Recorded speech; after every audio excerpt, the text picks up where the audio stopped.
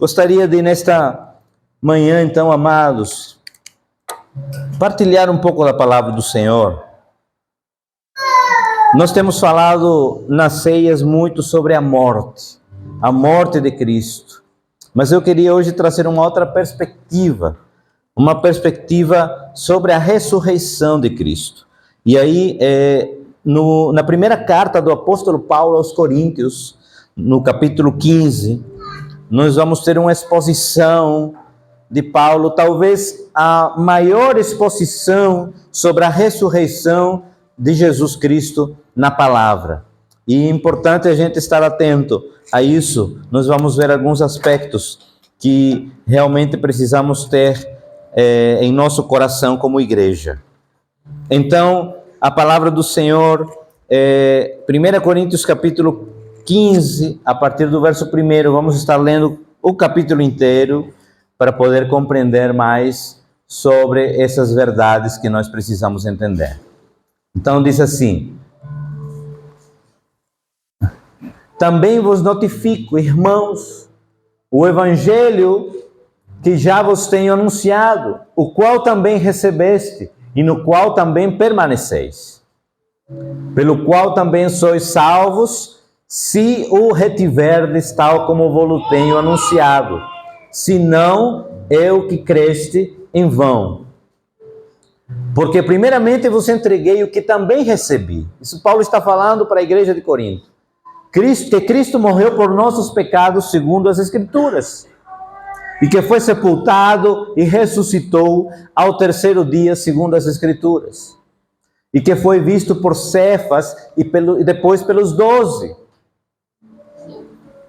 Depois foi visto uma vez mais por 500 irmãos, dos quais vive ainda a maior parte, mas alguns já dormem também. Depois foi visto por Tiago, depois por todos os apóstolos. E por derradeiro de todos, me apareceu também a mim, como a nascido fora de tempo. Porque eu sou o menor dos apóstolos, que não sou digno de ser chamado apóstolo, pois que persegui a igreja de Deus. Mas pela graça de Deus sou o que sou, e a sua graça para comigo não foi vã. Antes trabalhei muito mais do que todos eles. Todavia não eu, mas a graça de Deus que está comigo. Então, ou seja, eu ou sejam eles, assim pregamos e assim haveis crido. Ora, se se prega que Cristo ressuscitou dentre os mortos, como dizem alguns dentre vós, que não há ressurreição de mortos. Verso 13. E se não há ressurreição de mortos, também Cristo não ressuscitou. Verso 14. E se Cristo não ressuscitou, logo é vã nossa pregação e também vã nossa fé. E assim somos também considerados como falsas testemunhas de Deus, pois testificamos de Deus que ressuscitou a Cristo, ao qual, porém, não ressuscitou, se na verdade os mortos não ressuscitam. Porque se os mortos não ressuscitam, também Cristo não ressuscitou. E se Cristo não ressuscitou, vã é a nossa fé, e ainda permaneceis nos vossos pecados. E também os que dormiram em Cristo estão perdidos. Se esperamos em Cristo só nesta vida, somos os mais miseráveis de todos os homens. Mas de fato, Cristo ressuscitou dentre os mortos e foi feito as primícias dos que dormem. Porque assim como a morte veio por um homem, também a ressurreição dos mortos veio por um homem. Porque assim como todos morrem em Adão, assim também todos serão vivificados em Cristo. Aleluia. Mas cada um por sua ordem. Cristo, as primícias. Depois os que são de Cristo na sua vinda. Depois virá o fim, quando tiver entregado o reino a Deus, ao Pai, e quando houver aniquilado todo o império e toda a potestade e força.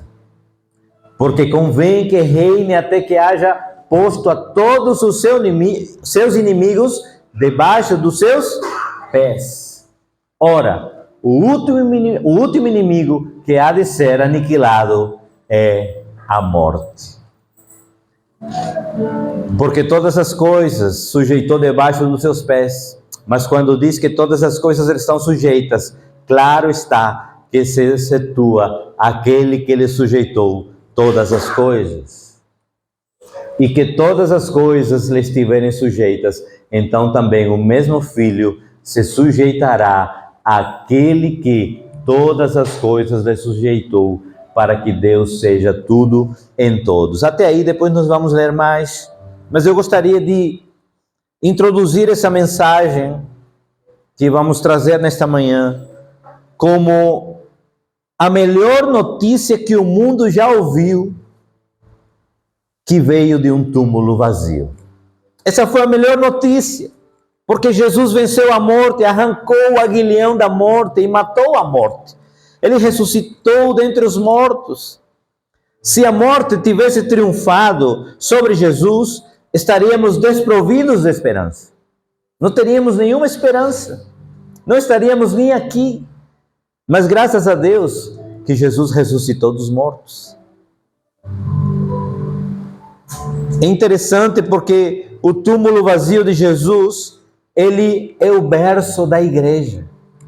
Ele é o berço da igreja, a pedra da esquina da nossa fé e fundamento da nossa esperança. Preste atenção, a morte não tem mais a última palavra. Seu aguilhão foi arrancado e porque Cristo vive, podemos crer no amanhã. Glória a Deus. Porque Cristo vive, eu posso crer no amanhã. Muitos se apegam à doutrina do espiritismo, da reencarnação, mas nós precisamos entender, reencarnar em quê? Num bicho. Você, a sua alma já está guardada no Senhor. Aleluia. Nós precisamos entender isso. A ressurreição de Cristo, então, é um fato incontroverso. Cristo ressuscitou e apareceu a Pedro, aos 12 apóstolos, e depois a mais 500 testemunhas, de uma vez só, depois a Tiago e a Paulo, como nós acabamos de ler na palavra. Ele apareceu várias vezes para testemunhas oculares, e ele veio em glória, não mais com esse corpo corruptível, mas com um corpo glorificado. Eu imagino tamanha glória que Jesus Cristo carregava. Imaginem, talvez o seu corpo brilhava, porque Ele é o Rei da Glória, porque Ele é a brilhante estrela da manhã. Então, nós precisamos entender que tanto o Antigo Testamento como o Novo Testamento anunciam essa bendita verdade da ressurreição de Cristo. A ressurreição de Cristo abalou o inferno. A ressurreição de Cristo, ela trouxe uma esperança para o perdido. A ressurreição de Cristo, ela trouxe para perturbação aos céticos. Naquela época, muitas teorias eram levantadas. Não, é porque Cristo não ressuscitou. Aconteceu algumas teorias que eram faladas na época. Veja bem, ele teve um estado de coma e depois, ao terceiro dia, voltou em si. Eram doutrinas faladas por gregos. Eram doutrinas que eram faladas naquela época. O Sinédrio falava o quê? Não, as mulheres foram e roubaram o corpo de Jesus. Filosofias, doutrinas que querem persuadir a nossa fé, a nossa verdade. Nós precisamos entender então que enquanto há aqueles que negam que Jesus Cristo tenha de fato morrido, outros dizem que os discípulos roubaram o seu corpo, outros afirmam que as mulheres foram ao túmulo errado, mas nós precisamos crer que Ele ressuscitou e hoje vive para sempre. Aleluia. Paulo então expôs essa gloriosa doutrina nesse primeiro capítulo da primeira carta ao apóstolo aos Coríntios, perdão, no capítulo 15, e ele vai dizer 3 verdades exponenciais, e eu queria refletir com vocês nesta manhã nessas 3 verdades. 3 verdades fundamentais para a nossa vida. 3 verdades que nós precisamos guardar no coração. Em primeiro lugar, quanto ao passado, a ressurreição de Cristo é um fato histórico incontroverso. Nós vimos aí do verso 1 ao verso 11. O evangelho da nossa salvação, ele está fundamentado em 3 colunas, 3 pilares, 3 fundamentos. Cristo morreu, foi sepultado e ressuscitou segundo as Escrituras. Esse é o fundamento da nossa fé. Paulo vai dizer, olha, se Cristo não ressuscitou, é vã a nossa fé. Mas graças a Deus que a nossa fé não é vã, porque Ele ressuscitou ao 3º dia. A morte de Cristo não foi um acidente, nem a ressurreição de Cristo foi uma surpresa. Os céticos, eles muitas vezes cheios de empatia, buscam artifícios para negar esse fato incontroverso. Dizem que Cristo nem chegou a morrer, como nós falamos agora há pouco, mas que apenas teve um desmaio e depois, ao 3º dia, acordou. Mas nós precisamos entender que Paulo, ele elenca vários grupos para os quais Jesus apareceu depois de ressurreto. Precisaríamos então admitir que se Cristo não ressuscitou, um engano salvou o mundo. Mas não é assim. Não há enganos que salvem, porque Cristo é a verdade, o caminho e a vida. Como pode haver em Cristo um engano? Não, Cristo não se engana, Cristo é verdadeiro. Cristo é a verdade. Precisamos admitir então que se Cristo não ressuscitou, esse engano venceu. Mas olhe, seria talvez a maior mentira, ou como nesses últimos tempos, né? Nós temos ouvido tanto no Brasil, a maior fake news da humanidade. Só que não existe em Cristo fake news. Ele é a verdade. A verdade incontroversa, então, é que de fato Cristo ressuscitou e hoje Ele vive para sempre. Em segundo lugar, quanto ao presente da ressurreição, Cristo é o fundamento da nossa fé. Vamos ver alguns pontos rapidinho. Primeiro, se Cristo não ressuscitou, os mortos também não ressuscitariam. E se não há ressurreição de mortos, então os homens estão desassistidos de esperança. Primeiro ponto. Paulo está aqui combatendo filósofos da época que começaram a questionar a ressurreição de Cristo.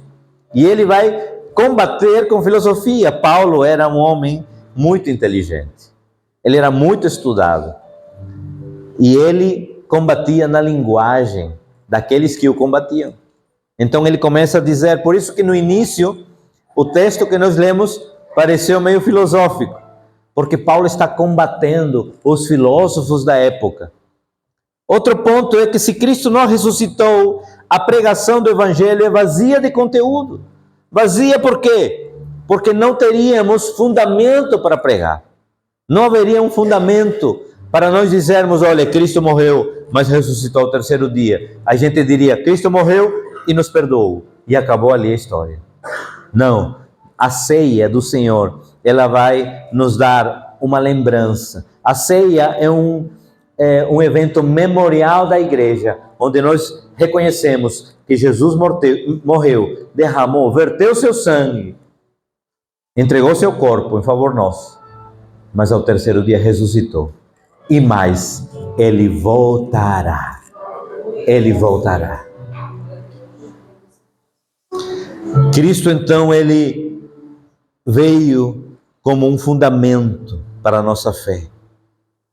Outro ponto é, se Cristo não ressuscitou, a fé cristã é um corolário de dogmas sem qualquer proveito. Estamos apenas numa religião qualquer. Não, nós não temos uma religião. Nós vivemos um estilo de vida. Nós vivemos a fé em Cristo. nós somos discípulos de Cristo. Outro ponto interessante é que se Cristo não ressuscitou, os apóstolos foram falsas testemunhas e os maiores embusteiros da história, pois afirmaram em nome de Deus o que jamais ocorreu. Só que não é isso. O que Gamaliel vai falar quando os sacerdotes se levantam e dizem assim: não estás vendo que eles estão se levantando com uma outra mensagem? Gamaliel disse assim: olhe, não se preocupe, estou parafraseando logicamente, porque o que vem de Deus permanece.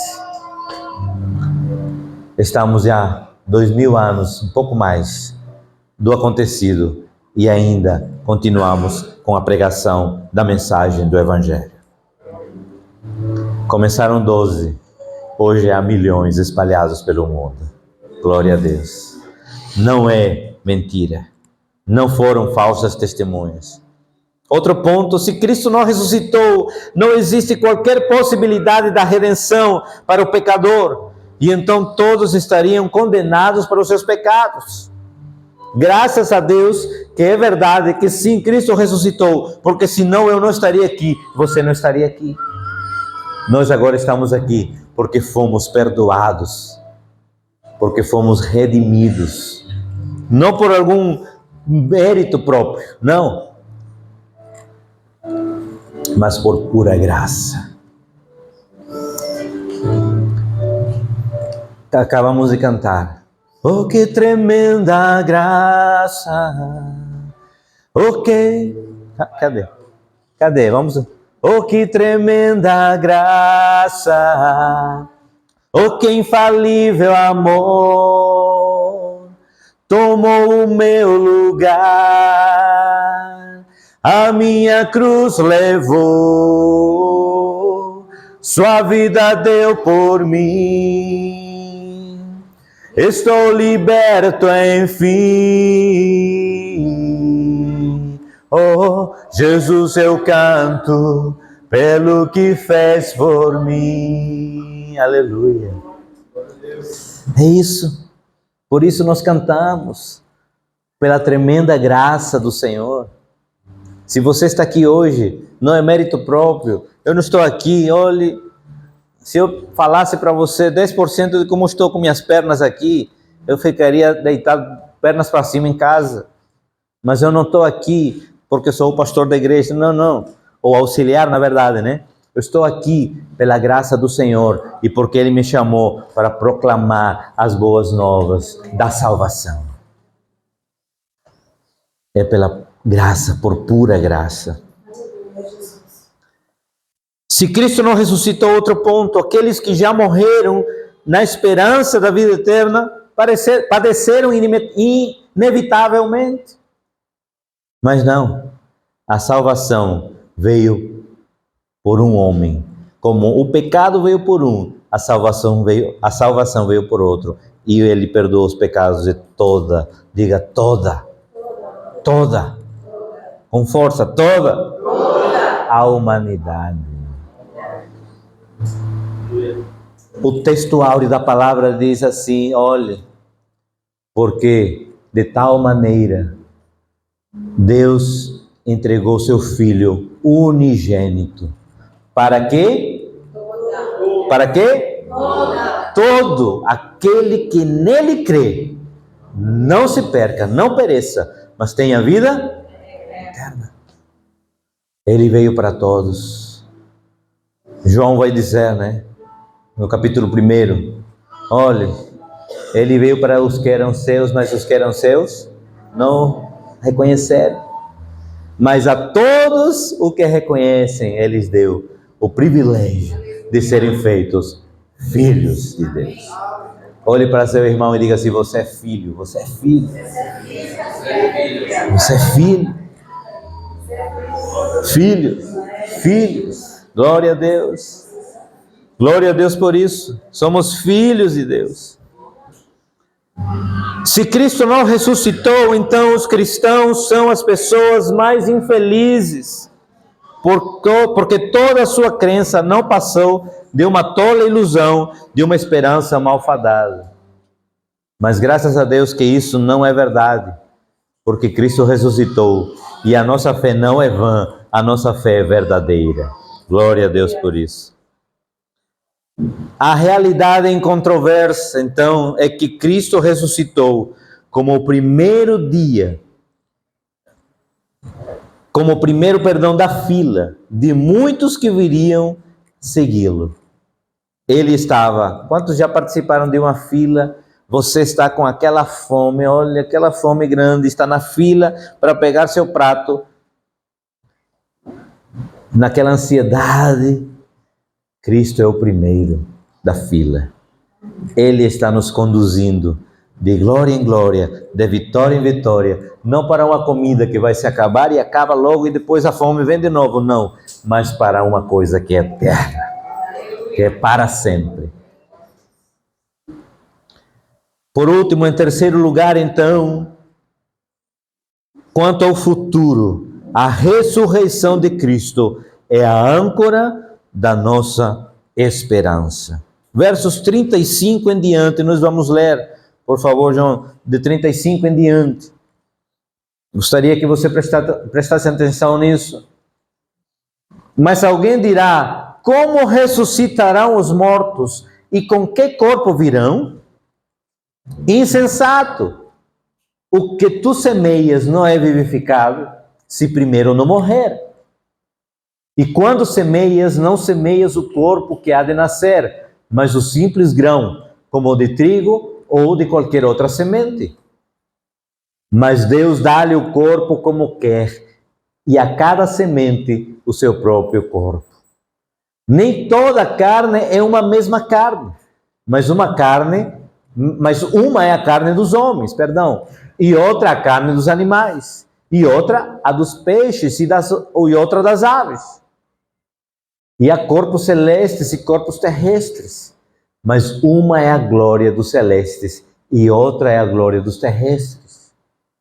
Uma é a glória do sol e outra a glória da lua, e outra a glória das estrelas, porque uma estrela difere em glória de outra estrela. E assim também a ressurreição dentre os mortos, semeia-se o corpo em corrupção, ressuscitará em incorrupção. Semeia-se em indomia, ressuscitará em glória. Semeia-se em fraqueza, ressuscitará em vigor. Semeia-se corpo natural, ressuscitará corpo espiritual. Há corpo natural e há também corpo espiritual. Assim também está escrito: o primeiro homem, Adão, foi feito em alma vivente. O último Adão, que é Jesus, foi em espírito vivificante. Cristo, ele ressuscitou com um corpo de glória. E nós também receberemos um corpo semelhante ao corpo da sua glória. Quando estivermos na presença, quando ele nos chamar, se assim for, tivermos que partir dessa terra, a gente vai receber um corpo de glória. É interessante, foi uma questão que teve no meu concílio, quando a Igreja Batista, ela costuma, quando ordena um pastor, ele tem que passar por um concílio. E esse concílio é feito de diversas perguntas de teologia. E um dos pastores, ele me fez a pergunta: você acredita que assim que o homem morre, ele já desfruta da presença do Senhor, ou ele vai passar um tempo até o Senhor voltar?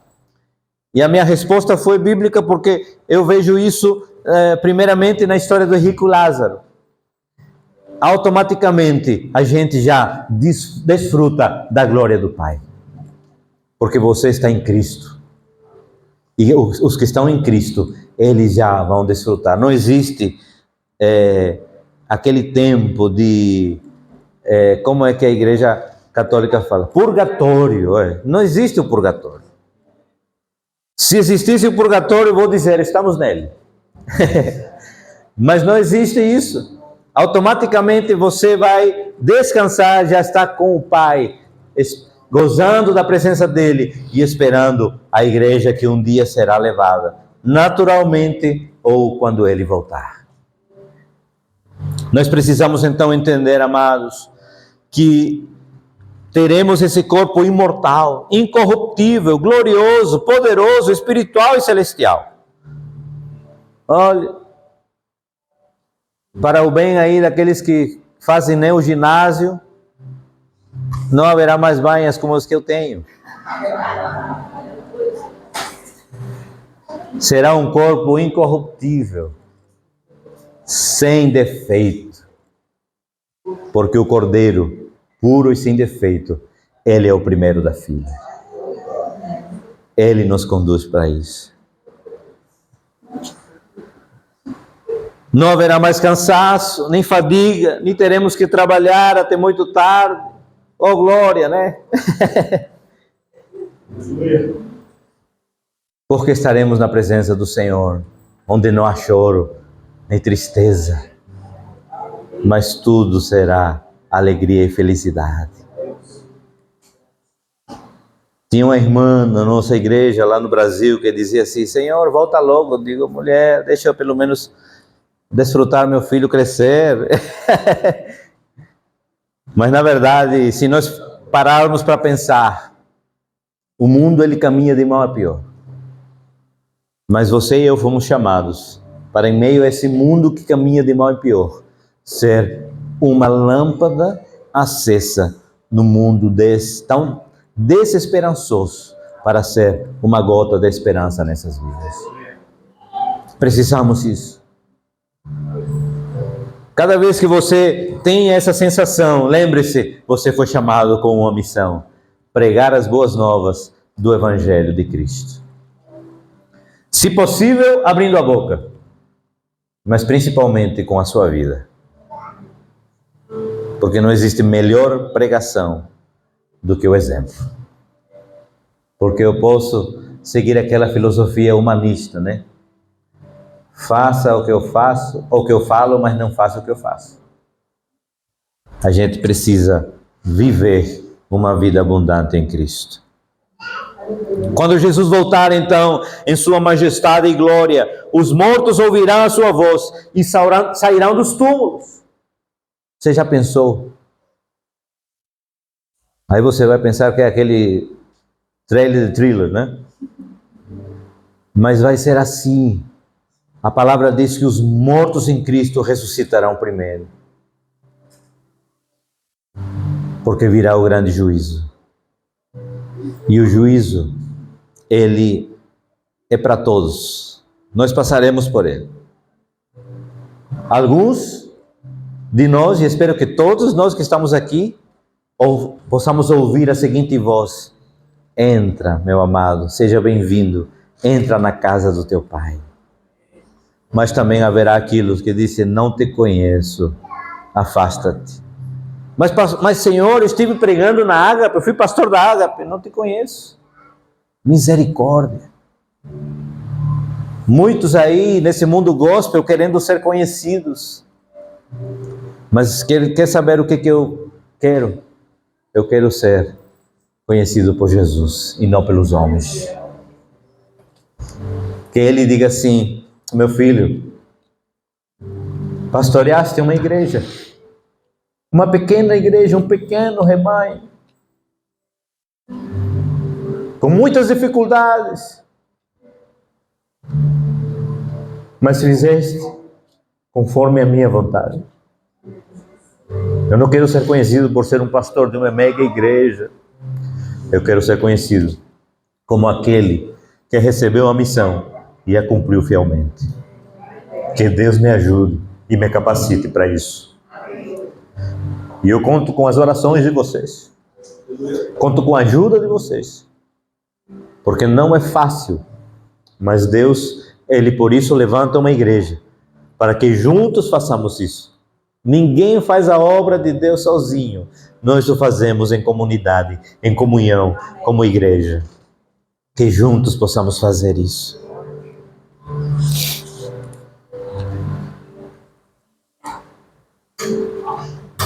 Então a nossa morte, né? Ela será vencida. E como diz o próprio apóstolo Paulo, então a morte, o último inimigo, foi tragada pela vitória. Onde está a morte? O teu aguilhão? Onde está a morte? A tua vitória? Graças a Deus que temos a vitória em Cristo Jesus. Amados, exultemos com grande alegria, pois não caminhamos para um entardecer sombrio, mas para romper um dia eterno na presença do Senhor. Não caminhamos para a escuridão de um túmulo gelado, mas para o fulgor da glória celeste. Temos uma viva esperança, seguimos as pegadas de Jesus, aquele que venceu a morte e está vivo para todo sempre. Amém. Feche seus olhos. Abaixe sua cabeça. Agradeça em suas palavras, glorifique em suas palavras ao Senhor.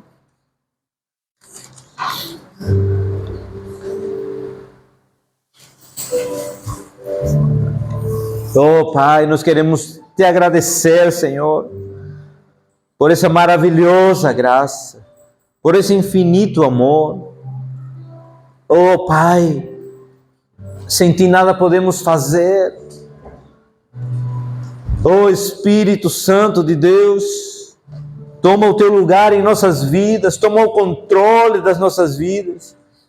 Que o nosso eu seja cada dia mortificado, que o nosso eu seja cada dia crucificado, para que possamos entender como é, Pai, verdadeiramente vivenciar essa tão grande salvação.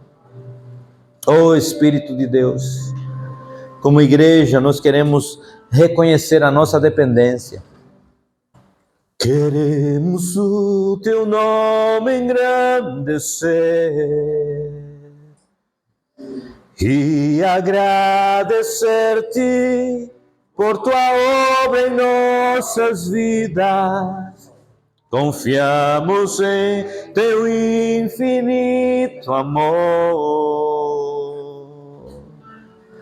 pois só tu és o Deus eterno sobre toda a terra e céus. Queremos o teu nome engrandecer e agradecer, oh, aleluia, por tua obra em nossas vidas. Confiamos em teu infinito amor, pois só tu és o Deus eterno sobre toda a terra e céu.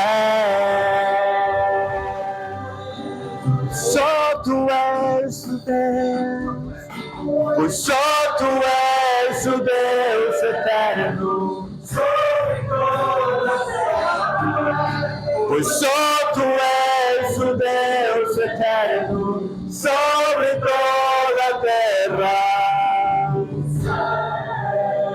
Oh, te adoramos, Senhor. Aleluia. Oh, aleluia. Glória a ti, Senhor. Graças te damos, Pai. Toda glória, toda honra, todo louvor, toda adoração seja dada ao teu nome, Pai. Oh, Espírito de Deus, recebe a nossa adoração como igreja. A tua igreja te canta, a tua igreja te louva, a tua igreja celebra, a tua igreja declara, Pai, somos teus. Aleluia, glória a ti. Oh, santo, santo, santo. Oh, aleluia. Oh, Senhor. Oh, Espírito Santo. Tu és o supremo pastor desta igreja. Toma o controle. Toma o teu lugar. Toma o teu lugar. Aleluia. Aleluia. Aleluia. Diz assim então a palavra do Senhor: pois recebi do Senhor o que também lhes entreguei, que o Senhor Jesus, na noite em que foi traído, tomou o pão e, tendo dado graças, partiu e disse: isto é o meu corpo, que é dado em favor de vocês. Façam isso em memória de mim. Da mesma forma, depois da ceia, ele tomou o cálice e disse: este cálice é a nova aliança no meu sangue. Façam isso sempre que beberem em memória de mim. Porque sempre que comerem deste pão e beberem deste cálice, vocês anunciam a morte do Senhor até que Ele venha. Sabe por quê? Porque Ele vive, porque Ele ressuscitou. Portanto, todo aquele que comer o pão ou beber o cálice do Senhor indignamente será culpado de pecar contra o corpo e o sangue do Senhor. Examine-se cada um a si mesmo, e então coma do pão e beba do cálice, pois quem come e bebe sem discernir o corpo do Senhor, come e bebe para a sua própria condenação. Por isso, há entre vós muitos fracos e doentes, e vários que já dormiram. Vamos fazer uma oração de autoexame, uma oração de avaliação. A palavra do Senhor diz que Ele é fiel e justo. Se nós confessarmos nossos pecados, Ele é fiel e justo para nos perdoar e purificar de toda injustiça. 1 João 9. Então faça essa oração agora. Oração de quebrantamento, oração de se colocar na presença do Senhor. Oh Pai, pedimos perdão, Senhor, como igreja, mas também individualmente, por qualquer coisa que nós tenhamos feito, Pai, seja consciente ou inconsciente, que tenha, Pai, entristecido o teu coração. Oh Espírito Santo de Deus, purifica-nos, limpa-nos, passa sobre nós o teu sangue, para que possamos assim, dignamente, partilhar essa ceia do Senhor. Oh Pai, em nome de Jesus, queremos te agradecer, porque entendemos que o teu sangue nos purifica de todo pecado. A ti seja dada toda a glória, toda a honra, todo louvor, toda adoração, em nome de Jesus. Amém. Oh, como é maravilhoso, amados, fazer parte dessa família, família de Deus. Vamos participar agora, então. O Senhor, Ele deixou essa ordenança. A ordenança como cristãos nós precisamos ter esse entendimento de que é um memorial. Nós lembramos que sangue foi vertido, que o corpo através do pão foi partido, mas também lembramos que Ele ressuscitou e anunciamos mais que Ele voltará. Participemos desse momento agora. O apóstolo Paulo, então, ele fala uma orientação e diz assim: olhe, quando Jesus estava com seus discípulos, ele tomou o pão e, tendo dado graças, partiu e disse: esse é o meu corpo, que é dado em favor de vocês. Ele foi dado em favor nós. Para nós foi de graça, mas para Ele custou um alto preço. Participemos desse momento tão glorioso. Comamos do pão.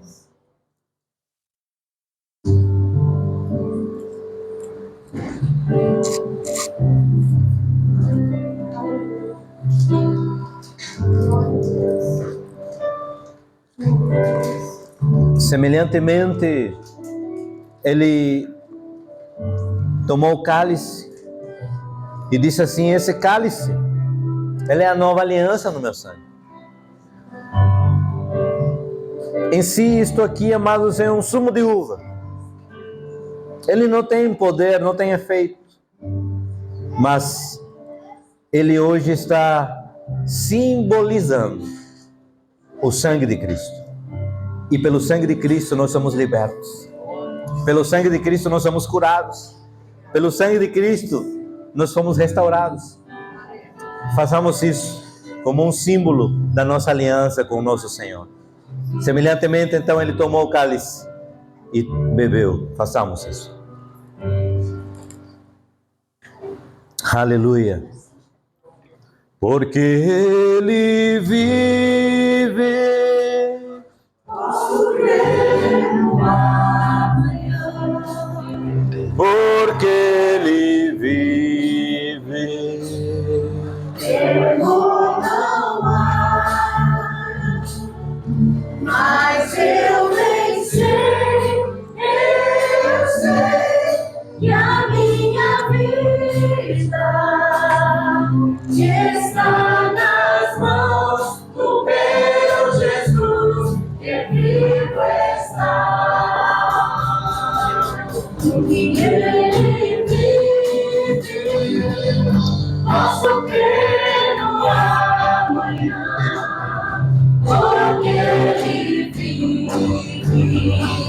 Não deixa. Mas eu sei, na minha vida está nas mãos do meu Jesus. que vivo está. Aleluia. Glória a Deus.